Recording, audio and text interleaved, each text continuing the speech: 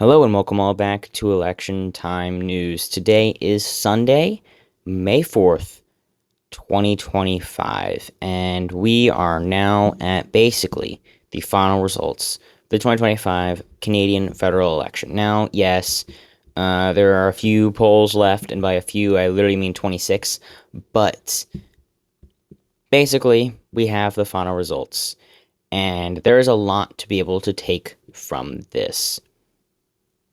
What will we see? We'll get into that in a minute.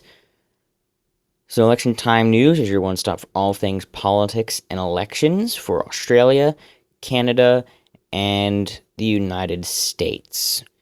We cover poll reviews, predictions, an unbiased views on elections, and give news in the posts tab related to politics and elections. So make sure to subscribe if you're not already for more content like this for Canada, America, and Australia, which I will be getting into the results of the election that happened in Australia very soon. Actually, tomorrow that video will come out. So here we are looking at the 343 seats that were up for election in the Canadian federal election, the first one for 343. And both the Liberals and the Conservatives outperformed the polls. So if we look here at the polls, we can see that the Liberals at the very end had 42.8 according to CBC, and they ended up with 43.7. That is 9/10 of a point over performance. The Conservatives, 39.2 to 41.3. That's a 2.1% over performance. The Bloc, though, 3/10 of a percent over performance. Here's what's interesting. That is an underperformance by a good bit for the New Democratic Party, 6.3%. That's a 1.8% underperformance by the NDP. And the Greens only got 1.2% despite polling at 1.8. So that's a 6/10 of a percent underperformance, which isn't that huge, but that's half of their vote share. So that is a 33% error for the vote share of the Green Party, which is fun. Kind of funny. And then you look at the final one, the People's Party of Canada, 0.7%. They were polling at 1.3. And then other at 0.7, 0.2, 0.1. So that's about 3/10 of a percent.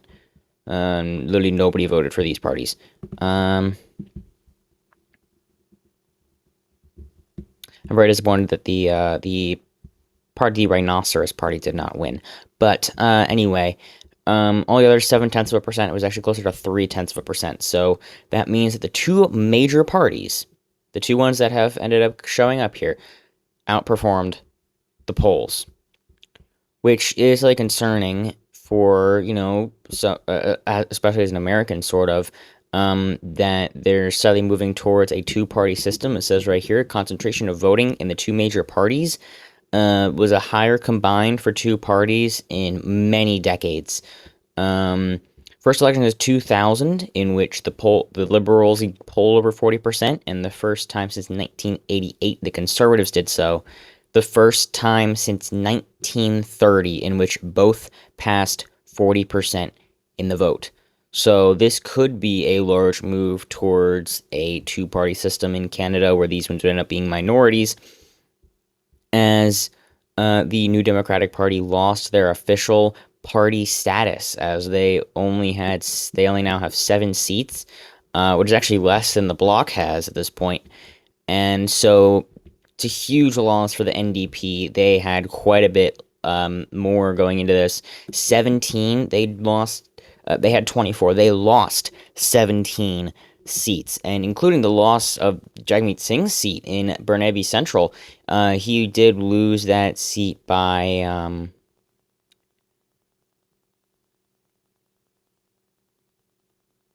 alright, well, it doesn't actually show how much he lost by, but I think I can probably find it here eventually. Oh yeah, I can just search for it. So if you look at the result there, he ended up losing his riding by a lot too. Oh yeah, it's down here. He's a party leader. He lost by 12,400 votes. So it wasn't just him losing. It was by a lot. Now, Pettignon actually never had a seat before he lost that riding. Um, Elizabeth May, the only Green candidate that actually still has a seat now, she did win her riding. But Pierre Poilievre lost by 5%, which is a huge blow to the Conservative Party, obviously, and so that's really gonna um, change the scope of things. Now, of course, I'm pretty sure that yeah, he lost by a bit there, but that was called relatively early in the night, honestly. I think that someone right nearby is actually dropping out or retiring from their seat. I think it might be Scott Reed, or no, it's someone with a very, very safe district, very safe riding. Um, but they are going to let him run in the by-election to potentially get his seat back. So that is going to be interesting to see how that goes. It's going to show how much anti-Poilievre sentiment there is in the country, which I honestly don't think is that high, considering that, again, their vote share went up by 7.5%. So that is, that's a very large gain there. Most of that was obviously taken from the New Democratic Party, who lost 11.5% of the popular vote from what they won in 2021. So that's a huge drop there. The Liberals won the popular vote for the first time since 2015. That's only 2 cycles ago, but still, they actually won the popular vote this time. A third consecutive Liberal minority government. And so now we are looking here at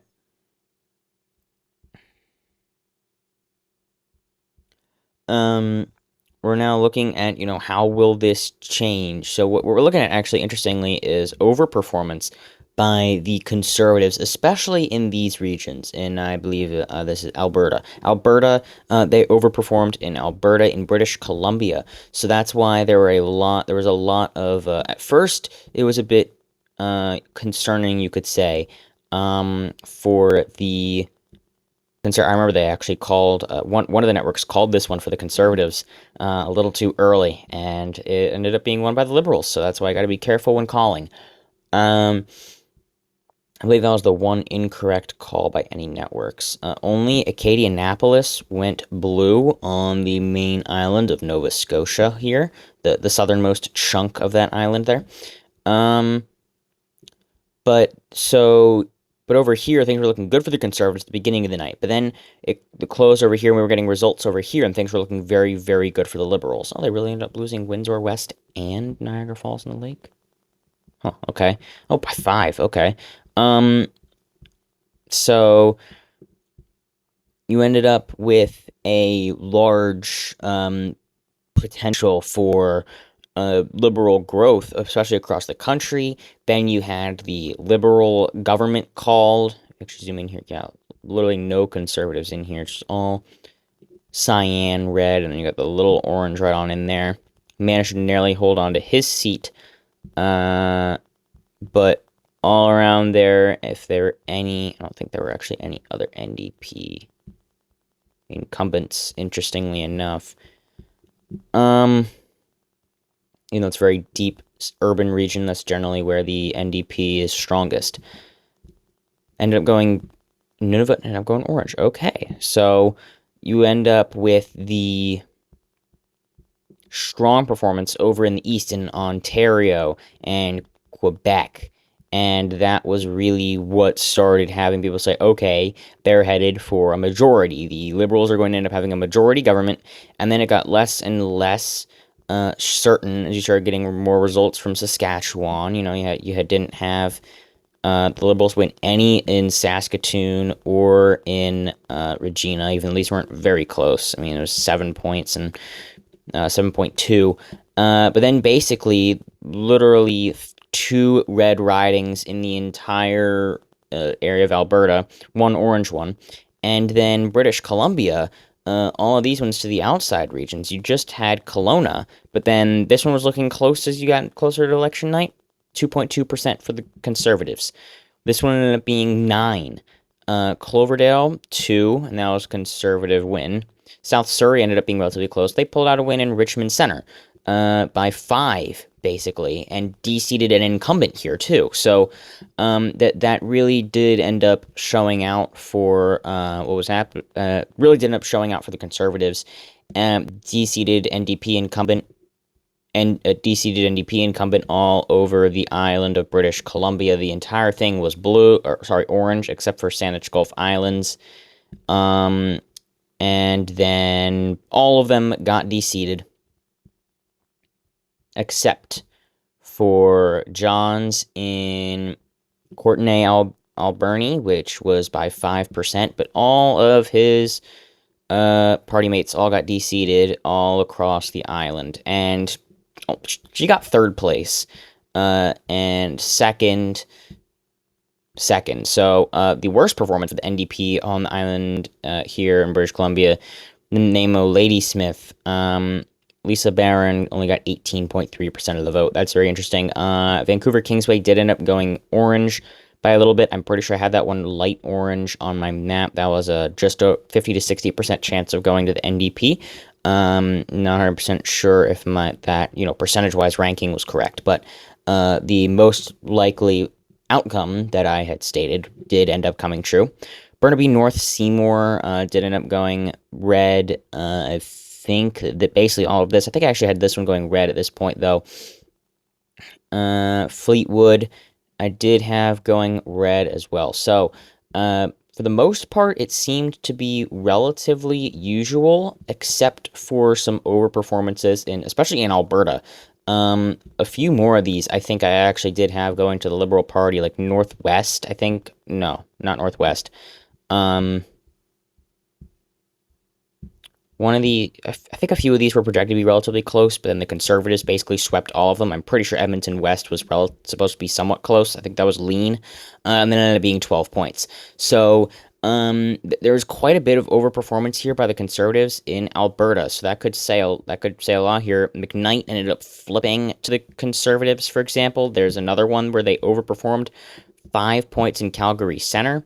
Calgary Signal Hill, nowhere close. Heritage, not even close in those ones. By 40 in Calgary Shepherd. So, again, there's definitely shifts going on here, but there's also, as we saw on the island of British Columbia, or not the British island of British Columbia, Victoria, there's definitely shifts away from the NDP that's generally centralized right there. They had a solid 5 seats right here. Now they're down to 1.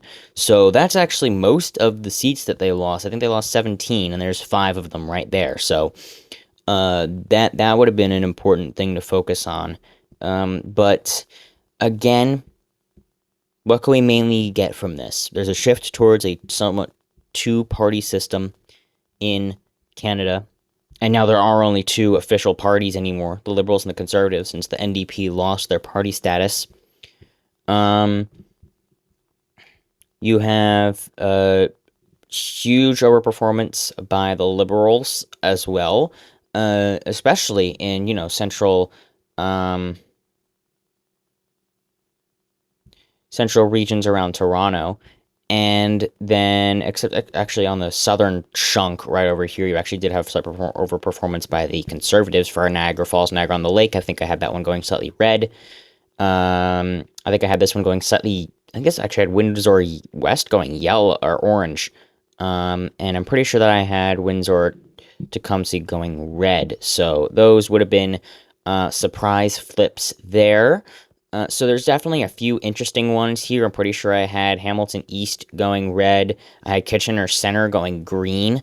That was less than a point. So that I guess would have been an interesting one, but did end up losing by just over 400 votes there.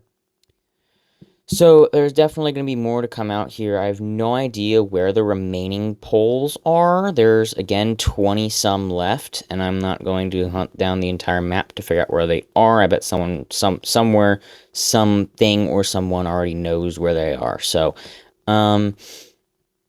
so there we have the 2025 federal Canadian election. It was originally expected to be a conservative blowout and ended up being a almost liberal majority government, winning 169 of 172 seats needed, 3 short of a majority after, in the beginning of the cycle,